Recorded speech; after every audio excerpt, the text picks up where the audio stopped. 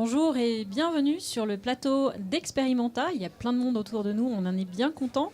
Alors voilà, c'est notre plateau télé spécial équipe, on va dire la cheville ouvrière presque, ou en tout cas une partie de l'équipe de l'Atelier Art Sciences et de l'Hexagone qui prépare donc cette édition. Donc j'accueille Laurence Bardini, directrice de la communication à l'Hexagone. Bonjour. Et Eliane Sauce. Donc, bonjour. Vous vous occupez de l'atelier ? De l'atelier Art Sciences, oui. Précisément.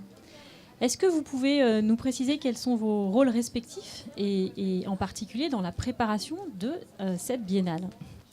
Moi, je suis la directrice de l'atelier Art Sciences, donc je travaille à l'organisation depuis plus d'1 an, mais surtout avec toute l'équipe. Donc, on est une équipe de 6 personnes, on va dire, en continu à l'année. Marie Perrier est chef de projet sur Experimenta et il y a de nombreuses personnes qui travaillent avec nous. Au moment, quelques mois avant la biennale, il y a aussi toute l'équipe de l'Hexagone qui s'y met, autant la technique, les relations publiques. Et puis, enfin, après, il y a plein d'autres gens qui viennent nous aider, du personnel supplémentaire, des médiateurs et même des bénévoles. C'est super qu'on ait tous ces gens-là à nos côtés. Voilà. Et en ce qui me concerne, donc, je m'occupe de la communication. Nous sommes 3 pour préparer cette biennale, 3 en communication, mais évidemment, comme le disait Eliane, on travaille vraiment en groupe et en symbiose, toute l'équipe. Et nous, on démarre presque 1 an à l'avance, parce qu'en fait, Experimenta fait déjà partie de la programmation de l'Hexagone, qui, elle, sort de manière saisonnière, quoi. Voilà. Donc il y a vraiment 2 temps forts en com. Et je travaille avec Nathalie Soulier et Cynthia Narez. D'accord. Alors, pourquoi faut-il organiser une biennale autour de la rencontre entre les arts, les sciences, la technologie ? C'est quoi ce qui se trame derrière et quel en est l'enjeu pour vous ? L'enjeu, c'est déjà notre enjeu quotidien de faire travailler ensemble des artistes et des scientifiques. C'est pas un genre, art-science, c'est une rencontre. Mais finalement, elle a du mal à se caser quelque part puisque justement, c'est pas un genre. Donc, je crois que c'est vraiment important qu'il y ait un temps de mise en public. Voilà, nous travaillons, nous faisons travailler ensemble artistes et scientifiques parce que les artistes, à travers leur art, nous apportent une vision, leur vision du monde et une vision du monde et souvent une vision de l'avenir. De la même façon, les scientifiques, à travers leurs recherches, nous apportent une vision du monde et de l'avenir et c'est extrêmement important, surtout dans cette société hyper cloisonnée, que chacun ne soit pas en train de construire l'avenir absolument tout seul dans son coin. Et je crois que c'est vraiment la raison d'être de l'atelier Art Sciences. Et pour nous, c'est extrêmement important qu'il y ait ce temps de mise en public, de partage. Et Experimenta est un salon dans lequel viennent énormément de professionnels, mais aussi du grand public. Et pour nous, c'est primordial. Il faut vraiment que les gens viennent, posent des questions, comprennent. L'arrivée des technologies arrive comme une déferlante sur le marché avant qu'on ait décidé de ce qu'on voulait en faire, avant que la société se soit posé des questions là-dessus. Et je crois que, hormis le fait qu'on est d'abord animé par le travail qu'on va faire avec les artistes, Experimenta peut aussi, à un endroit, répondre un peu à cette question qui peut être autour de la rupture technologique. Voilà. Et peut-être pour ajouter des petites choses, c'est vrai que quand on pense au salon et quand on le met en place, au-delà de l'invitation que l'on fait à des artistes et des scientifiques, tout de suite on sort les thématiques et puis on voit comment on va mailler tout ça entre les conférences, les tables rondes qui ont lieu, les performances qui sont proposées au public et même au-delà, puisqu'il y a eu cette année 12 spectacles qui ont été donnés dans l'agglomération, qui sont eux aussi pour la plupart en lien avec des artistes qui se retrouvent sur Experimenta. Donc il y a vraiment un maillage qui se fait quand on monte ce salon, qui va bien au-delà même du salon intrinsèquement qui se passe ici, quoi. Voilà. Il s'agit d'un temps de déconnexion, de réflexion entre professionnels et artistes et scientifiques avec le public, donc aussi un temps d'échange et de partage avec ce public, donc aussi un temps de médiation, de faire se rencontrer des œuvres, des artistes et ce public. Et quand je disais un temps de déconnexion, c'est par rapport au fait qu'on s'arrête 5 minutes, en tout cas le temps de, par exemple, une conférence, on fait une pause pour réfléchir à ce que tout cela peut signifier. Je dis peu parce qu'on est dans une prospective et on réfléchit à l'avenir, c'est ça ? Oui, tout à fait. Puis alors, Vous en êtes un petit peu la preuve ici, puisque c'est quand même un plateau qui a été ouvert non pas que aux personnes qui sont et qui font Expérimental Salon, mais qui le traversent, avec ce qu'on a eu un petit slogan cette année, c'était sur la curiosité. Et je pense que ce qui meut aussi les gens, c'est cette curiosité, au bon sens du terme. Il faut l'avoir, il faut toujours la nourrir, je trouve. Et c'est ce qu'on fait aussi dans un premier temps, quand on va découvrir des dispositifs en réalité virtuelle, des instruments comme les instruments STRO, que la plupart des gens ici découvrent aujourd'hui. Voilà. Quand vous parliez de thèmes qui vous ont guidé pour préparer cette édition, c'est la 9e édition, c'est ça ? Oui, c'est septième. Alors, c'est-à-dire que nous, il y a la Biennale d'un côté, puis il y a Expérimental, puis maintenant on a tout mixé, donc on sait même plus à quelle édition on en est. Ok, en tout cas, c'est pas la première et vous avez une certaine expérience. Donc il y a toute une équipe derrière cette préparation, ça on l'a bien compris, ça se décidait pas dans un seul cerveau puisqu'on est dans du partage, de la rencontre et de la réflexion. Donc dès la préparation, comment vous y prenez pour préparer tout ça ? Vous nous parliez de thèmes, je pense par exemple, si c'est bien ça, hein, le libre arbitre. Tout à l'heure, on en parlait avec Pascal Bauer. Les rites, avec le vaudou par exemple, le Digital Vaudou, qui est un spectacle qui s'est passé en début de semaine. Il y en a bien d'autres. Qu'est-ce qui vous guide dans vos choix ? Alors, en fait, en réalité... au moment où on fait un appel à projet et on sélectionne ensuite les projets qu'on va recevoir, parce qu'on ne va pas recevoir tout le monde.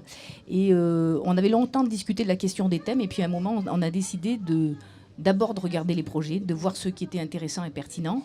Ce qui nous fait nous rendre compte que finalement, les artistes ne sont absolument pas déconnectés de toutes les questions d'aujourd'hui, qu'on soit sur l'intelligence artificielle, les high-tech et low-tech, la question de la démocratie, la question des rites, etc. Et finalement, c'est nous ensuite qui regroupons certains dispositifs autour de thèmes qui ont émergé seuls. Voilà. On aurait pu se donner une année, un thème par année, mais finalement, on a envie d'être aussi au cœur de la création contemporaine et de pouvoir, dans un festival comme celui-ci, présenter vraiment ce qui émerge en ce moment, quoi. Oui, donc c'est vraiment les artistes qui nous guident pour une grande part, mais il y a aussi des scientifiques qui viennent à nous avec ce qu'ils appellent des objets sur les étagères et qui viennent à nous en disant, ben voilà, est-ce que par exemple ça pourrait intéresser un artiste ? Donc ça s'est passé pour certaines installations comme ça. Voilà, on a créé, en fait, l'atelier Art Science est vraiment là pour créer la rencontre, ce qu'on souvent l'on dit, une rencontre qu'on essaye de faire le plus fertile possible, et on met tout en œuvre pour que cette rencontre aboutisse alors ou à une installation ou à un spectacle. Voilà, c'est un peu notre travail tout au long de l'année, parce qu'on existe évidemment en dehors de ces 3 jours de festival et de salon.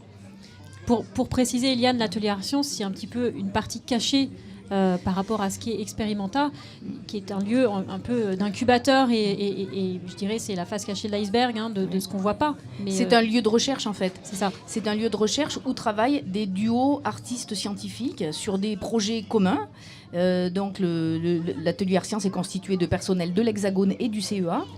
Et depuis plus de 10 ans déjà, nous avons accompagné plus de 40 projets. Et en fait, les projets, ils ont 3 origines. Soit ce sont des désirs d'artistes. Les artistes viennent vers nous pour nous poser des questions qui vont être d'ordre scientifique ou technologique. Soit les scientifiques eux-mêmes ou des laboratoires nous disent « mais ça serait vraiment bien que vous travailliez sur ce thème », comme par exemple on l'a fait sur le thème de l'énergie. Soit, depuis quelques années, les entreprises viennent vers nous et sont très intéressés par le regard souvent un peu décalé, autre, critique et le sens que peuvent amener les artistes dans les technologies. Et ce qui fait qu'on a des projets qui naissent de 3 façons différentes. Donc à Expérimenta, bien entendu, c'est le moment de montrer ce qui sort de chez nous et puis d'inviter aussi plein d'autres gens. Donc suivant les éditions, quelquefois il y a beaucoup de projets de l'atelier Art Science et d'autres éditions un petit peu moins. Comment vous sentez le public de cette édition ? Comment on le sent ? Curieux déjà, puisqu'il est là. Bienveillant, et puis surtout, il y a du monde et ça nous fait plaisir. Et puis, on a eu pendant 2 jours, jeudi, vendredi, beaucoup de groupes, des scolaires, l'université, des associations. Et donc ça, ils viennent évidemment des personnes âgées. Et du coup, il y a ce travail-là qui est fait en amont par le service des relations avec le public de l'Hexagone. Et c'est vrai que le samedi, comme aujourd'hui, c'est vraiment le tout public. Et donc, on voit beaucoup de familles avec des tout petits. Et ça fait plutôt plaisir, voilà. Voilà, moi, je crois que pour le moment, on a déjà eu des retours extrêmement positifs du public. Je crois que cette année, on a plus de place, qu'on a vraiment accordé peut-être plus de temps à la médiation. Je crois que voilà, cet objectif de se dire quand les gens ils viennent découvrir et puis rêver devant des dispositifs, mais aussi partir avec des réponses à leurs questions, c'est extrêmement important. J'ai l'impression que cet objectif va être atteint. Nous, je peux vous dire que sur le plateau du Media Lab, on a senti cet enthousiasme de la part du public ici, voilà, dans l'énergie qui a pu circuler. De votre côté, est-ce que vous avez quelque chose qui vous vient en tête, une anecdote à raconter, une surprise que vous avez pu avoir à laquelle vous ne vous attendiez pas dans les projets, dans des expériences que vous avez pu avoir ou dans des spectacles, des conférences Alors, il y en a plusieurs, mais moi, comme je sors presque tout juste de l'installation qui se nomme Lily, c'est, voilà, on s'allonge, on met un casque de réalité virtuelle et puis on écoute un texte de Marguerite Duras, La maladie de la mort. Et ben voilà, j'ai été cueillie par l'émotion, je suis sortie en pleurant, je ne pensais pas que ça pouvait m'arriver, voilà, avec la réalité virtuelle. Donc, nous aussi, on peut être surprise par des choses sur lesquelles on travaille depuis de nombreux mois. Le paradoxe d'un aspect techno qui pourrait paraître froid et qui en fait produit une émotion éventuellement forte. Exactement. Ouais. Moi de mon côté, c'est pas du tout au niveau de l'émotionnel, mais je crois que cette année on a décidé de faire 11 conférences table ronde.